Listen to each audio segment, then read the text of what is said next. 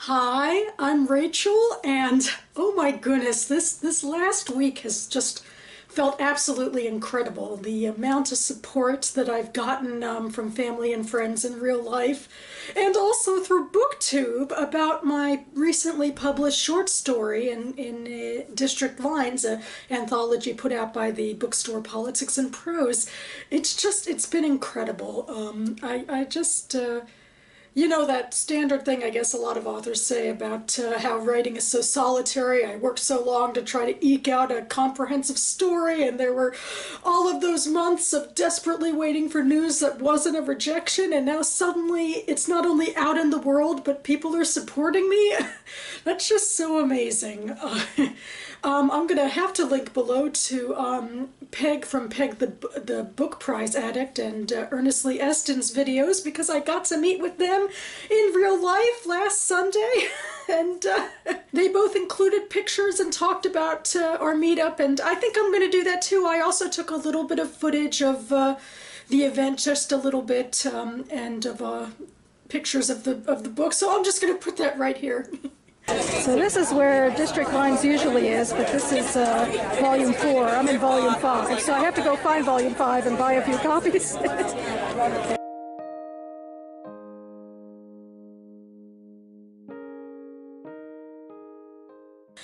And another thing both Peg and Ernest Lee Eston did was that they talked about my story. They read it and they summarized it and they gave their opinions. I mean, oh my God, it was like an actual BookTube discussion.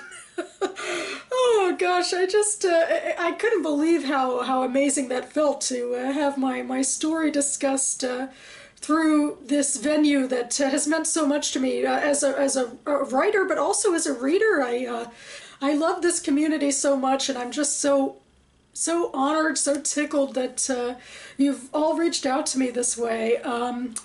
And another thing that's happened is that I've gotten called out in YouTube shout-out videos from Jen from Remembered Reads and Steve Donahue, and suddenly I am officially above 100 subscribers, which is really, really cool. And thank you all so much for chiming in, for all of your kind comments and support, and I certainly hope you will continue to enjoy the content on my channel. I talk a lot about the books that I'm reading, and I also do AuthorTube videos, which is what this primarily is. For my fellow writers who are subscribing to me because of this, I will plug the AuthorTube community, because one of my monthly staples is to do the Author's Answer series, which was started by AuthorTuber J.D. Archer and his writing group, where they posit a question and you can answer it. And I find that to be a great way to talk the talk of a writer, to feel like a writer, and get yourself into that mindset even when you don't have a lot going on. It's just great to put yourself out there and say, this is what I believe about XYZ topic. And I'm going to get to this month's question in a moment. I got a comment on one of my videos the other day from Nashua Reads, who congratulated me on my publication and said that I should do a giveaway. So I thought maybe I should float the idea. I'm not sure if it would work or not, but I thought I'd float it. I actually have 2 published short stories as an adult in these 2 anthologies. This is Minerva Rising. My first short story, Skydiving, was published here a handful of years ago. And then this is District Lines, where my short story, Quarter Life, was published last week. And so I thought maybe BookTubers, I know you love getting books in the mail, and for people interested in literary magazines, these 2 magazines could give a good feel of what they have to offer.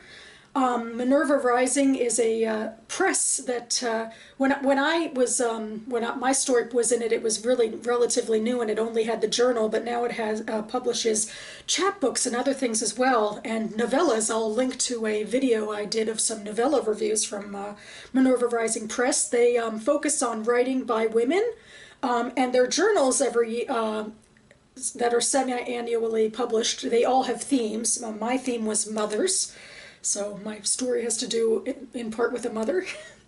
And then District Lines is put out by the DC bookstore Politics and Prose, and its major theme for its annual anthology is to write about the DC area.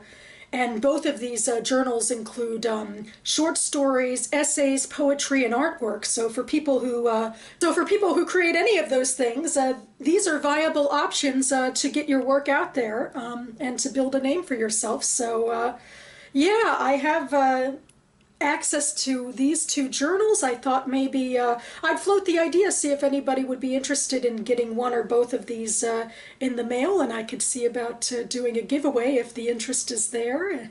So yeah. Silly side note, I actually also had a short story published when I was a child in this collection, Amazon Short Stories for Children by Children. And one of the perks I may never get again is that the illustrator illustrated my story, and that still tickles me pink. Anyway, now on to my author's answer question from J.D. Archer. I'm up to question number 11, and that question is, what new to you genres would you be interested in writing in? So I write short stories primarily. I'm also working on a novella right now, and they are all literary fiction, character and thematic centric. My plots are kind of not the forefront, which you could probably tell when I explain what my most recent short story, Quarter Life, is about. The easiest summary is that it involves a young woman who was laid off during the 2008 recession, ruminating over past relationships and her current life. So, in terms of plot, yeah, it's a backseat, the plot. And I think that's where my strengths are. I've talked before that plot is not my strength, so literary fiction makes room for me. But I do have inklings towards science fiction and fantasy. I've had this idea in my head that I might like to do a fantasy novel for NaNoWriMo this year. I've sort of based a little bit off of my thoughts on Little Red Riding Hood and Peter Pan. It's probably not anything that would go anywhere, but I thought it would be a lot of fun, and it would allow me to, tackle these thoughts in my head. And besides, for those of you who do NaNoWriMo, I think you know as well as I do how popular fantasy is for that project, so I can join the crowd this year for that. That's a possibility anyway. And I also kind of have the idea in my head for a science fiction short story, but I guess I'm balking at it a little bit because science fiction you tend to need so much scientific background to do anything. I remember way back in my teen years, I used to write some fan fiction for a kiddie sci-fi show called Space Cases, and yeah, it was not my strong suit. I certainly did not think in depth enough about space travel and spaceships and the scientific realities of what all of that would mean. But overall, I think I'm pretty content to stick with my present-day realist literary fiction. I think that's my strong suit. So thank you all so much again for your subscriptions, your kind comments. Thank you to Peg, who really made this happen, I think. I probably would have been alone at Politics and Prose for the launch if she didn't decide to come down and recruit DC area booktubers, or at least Ernestly Eston, who it was great to meet. Thank you both for coming. Thank you to Steve and to Jen for shouting me out and giving that support. You guys are so great. This feels like my Oscar speech now. Really, these 15 minutes of fame have to end sooner or later, but I guess I'll sign off for now. Keep writing, everyone, and I'll see you next time.